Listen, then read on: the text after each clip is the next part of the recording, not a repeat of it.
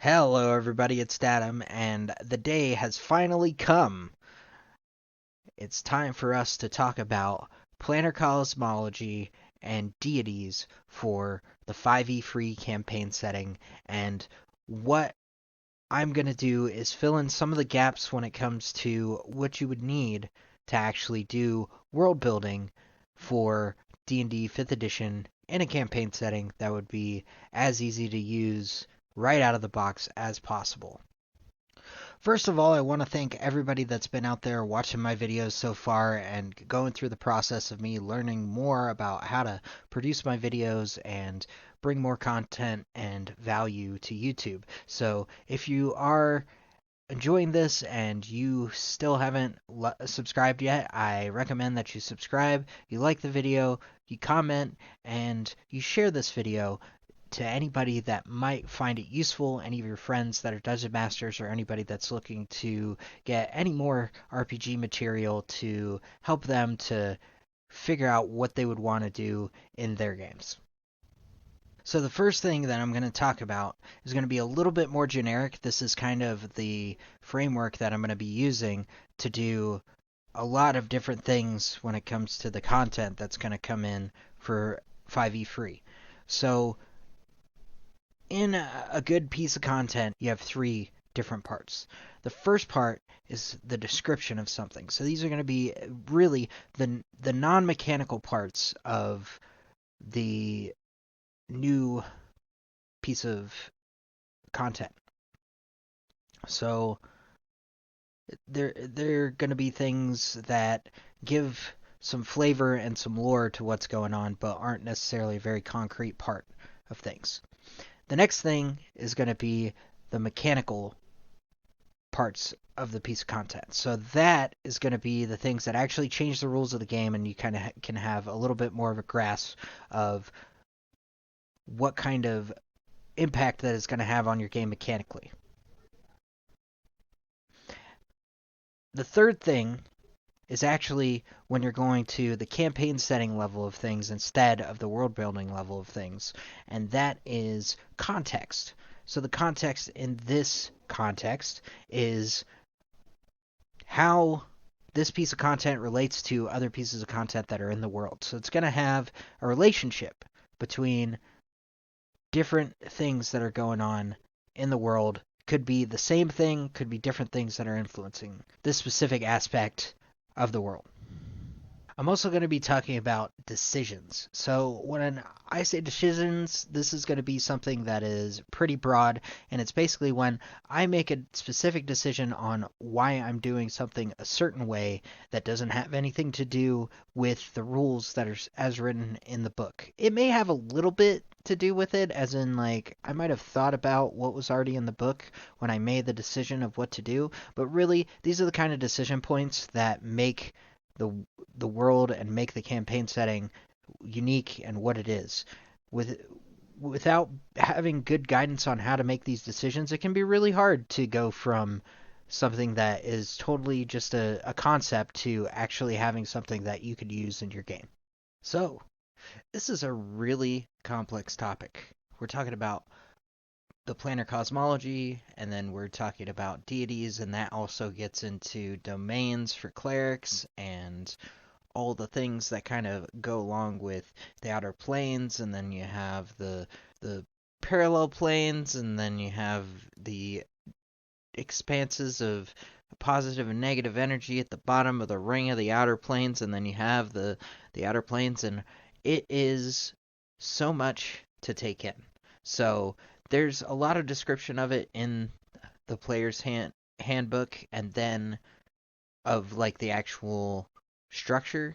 And then the Dungeon Master's Guide kind of takes it another step and gives more of a description that would be more relevant to the Dungeon Master instead of just the players.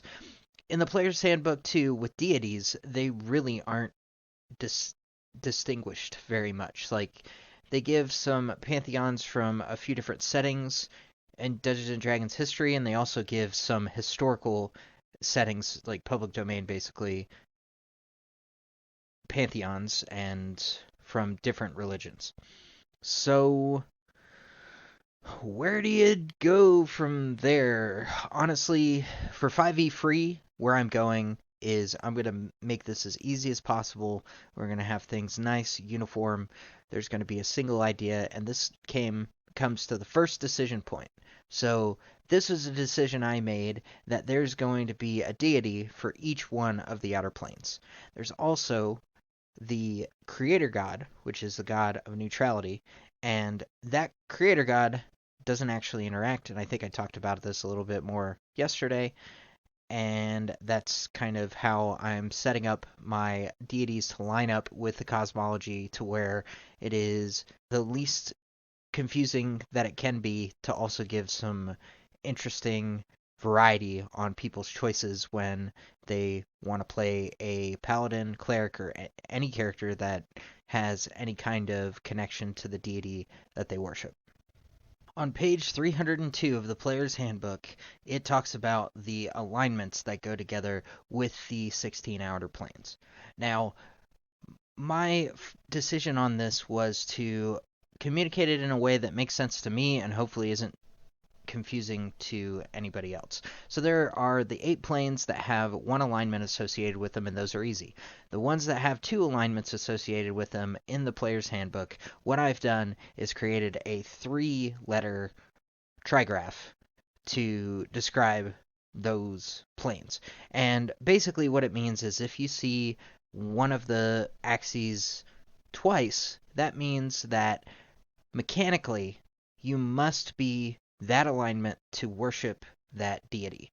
So for lawful by lawful good, you would have to be lawful. You could also be lawful neutral, but so the one step rule still applies when it comes to being able to worship a deity one step away from your actual alignment. So you could be lawful good or lawful neutral and be able to worship the deity that is in Arcadia in the Planar Cosmology as it stands in 5th edition in the core books. So I also had to make a decision on adding mechanics. So changing the way that the alignment worked for the one step for the what I call the remote planes, that was something. This is another thing where the names of the north, south, east, and west planes are the cardinal planes, and they are the most general. I also have another mechanic called scope that I'm adding to them. So what scope is how far away does one plane kind of share some influence with other planes. So the cardinal planes, which are the north, south, east, and west, they have 3 domains and they have 4 scope, which means that they reach out all the way to the 2 adjacent other points, and that they would kind of get along and have some aspect of them would be in all of those things. The exterior planes are the corner planes, like you would see in any alignment chart that you've seen in a meme or something like that. The ones that are in the corners, those are the exterior planes, which I kind of explained yesterday, but they have 2 scope, so 2 to each side. They would have some interactions with. The exterior planes also only have 2 domains for the clerics that they would be able to choose from. Now the remote planes, they are only 1 domain for clerics, and they only have 1 scope, so the 2 other planes right next to each other are the ones that they would have some influence over. And those are kind of how I've laid everything out. I've also created a Google drawing that it maps out all the domains to make it easy to kind of see visually. And that's what I'm trying to do with some of this content, is just kind of have all the different things, the audio, the text, the visuals, everything to be able to kind of communicate this in every way that different people are able to understand best. So that's everything that's going into things that I've incorporated for making all of this stuff work in my 5e free campaign setting. That's going to be the differences in the planes, how they're kind of distinct. Some have wider and narrower spheres of influence, and then scope. So we're going to carry that forward, and now we're going to talk about cosmological entities and how to actually make those. So, how do you go about putting all of this stuff together into a cosmological entity?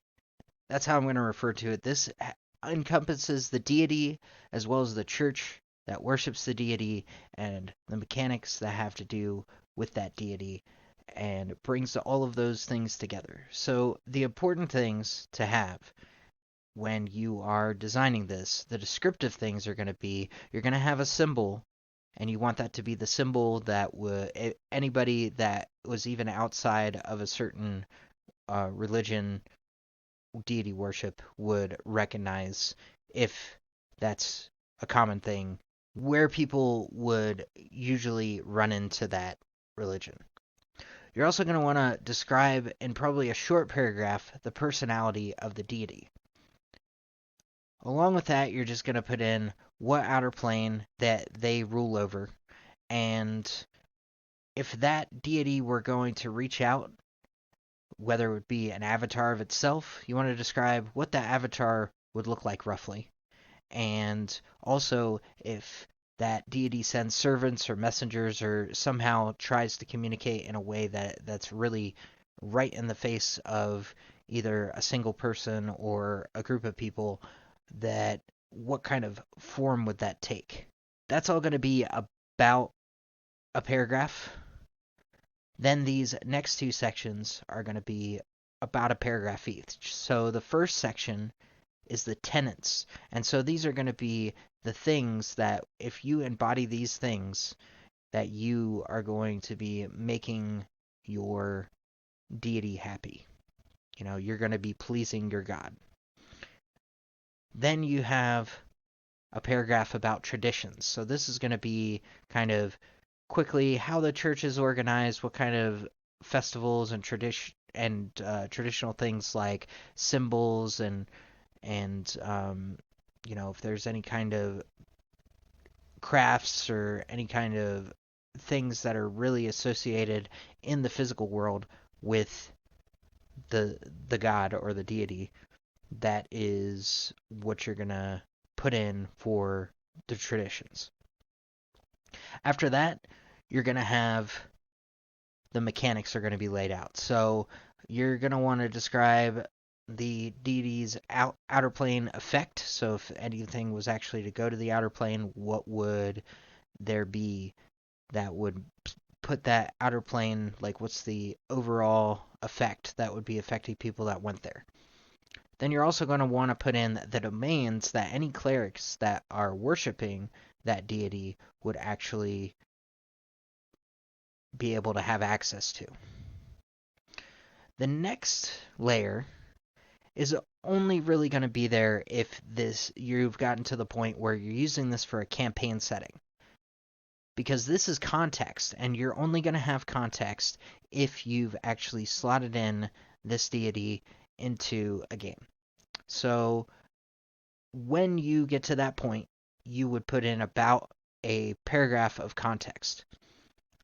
The reason that you're not really going to go any farther than that is that really it's not going to be useful to somebody. Really what we're trying to do is we're trying to create a very kind of tight and I don't want to say archetypical, but a prompt for somebody to use to be able to take forward into their games, maybe make some adjustments to it, and actually use it as kind of a anchor point for their creativity. So now we're going to put everything together, and I'm going to give you a description of 2 deities, and actually have a little bit of a description of a third as part of what I'll be putting forth and giving to everybody through the 5e free campaign setting, and this is just one of the very first elements that we're putting together for it. So first up is Agabus, and he is the deity that lives and has realm in the Beastlands, and his symbol is a crossbow and tomahawk, or alternatively a pheasant tail feather. His personality is whimsical and aloof in public settings. He just kind of does whatever. He's not really in public settings very often. And he's an effortless hunter and frontiersman. He concerns himself with big game hunters and those needing guidance in the wild. And that's when he kind of goes down and does his thing. Agabus's appearance is he's a slightly weathered yet handsome and very fit human male. Tall, brown hair, hazel eyes, dressed in a trail attire, armed with a bow and tomahawk. Many small adornments such as fur accessories, reptile skin boots, and a cap fashioned from raccoons with multiple tails with an exceptionally long and broad pheasant feather is stuck in it. So he's got a very, very nice hat. And he's the ruler of the Beastlands, and his servants and messengers are arrows and tomahawks with carved messages, and the shafts are handles. So those will appear when he wants to send a message directly to somebody. And pheasants and raccoons are kind of like his animals of choice when it comes to like maybe leading somebody out of harm's way or doing those kinds of things. His tenets are trust that nature will provide for you in peril, and developing strength and prowess in the wild is living homage to me. He also says bringing the tame out to the wild blesses with the clarity of overcoming ordeals. So anybody that is seeking kind of solace from the harshness of the wild, taking them out and showing them what the wild has to offer, and it is tough, but when you are able to get through things, that that's kind of something that he encourages his worshippers to do. In his traditions, worshippers tend to live simply and they're self-reliant. Ordeals at many stages of life are undergone, and worshippers adorn tree stumps with pheasant feathers, and clergy stand atop them, call others to prayer and song, and to listen to oral tradition. Feats of strength and marksmanship are also performed by the clergy, who lead others to do the same. And that's how they do things. So he has the nature domain, and his outer plane effects, I'm not going to list them here because they're in the Dungeon Master's Guide. So his twin brother is Silas, and he's the evil twin brother, second-born. His symbol is a willow tree with a chain trunk and manacle at the base. His personality, he's cruel and conniving, and he lures victims into seemingly safe natural traps. He rules over the outer plane of Carceri, and Carceri is actually prison in Italian. His avatar is a gaunt yet handsome young human man, tall, brown hair, hazel eyes, dressed in green finery with iron embellishments. Sometimes he carries implements of captivity or torture. And his messengers appear as like sirens, will-o'-the-wisps, dryads, and those are the kind of things that would lure somebody into a trap, basically. Tenants are promise much, but capture all benefit for yourself. Your enemies should suffer. Vengeance wrought quickly is unsavory. He wants them to know it and be there for a long time. Do as you must. Trust that nature will swallow up all that stands in your way. The traditions of worshippers of Silas, the followers, they build sturdy stone and iron churches with expansive dungeons and naturally hazardous terrain. Monastic worshippers live in primitive housing and keep these grisly effigies. Bandits, pirates, and witches, along with those that benefit from plundering trades, commonly worship Silas and fund the churches. Nobility will sometimes turn over the worst of their prisoners as sacrifice to fend off disastrous weather.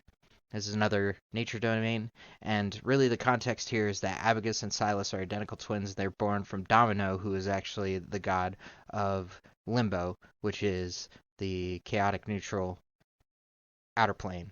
And that's really all the context that I have to add so far. So that's what I was able to come up with my own framework, and that is pretty much everything that I have put together here for this episode of Daily Datum.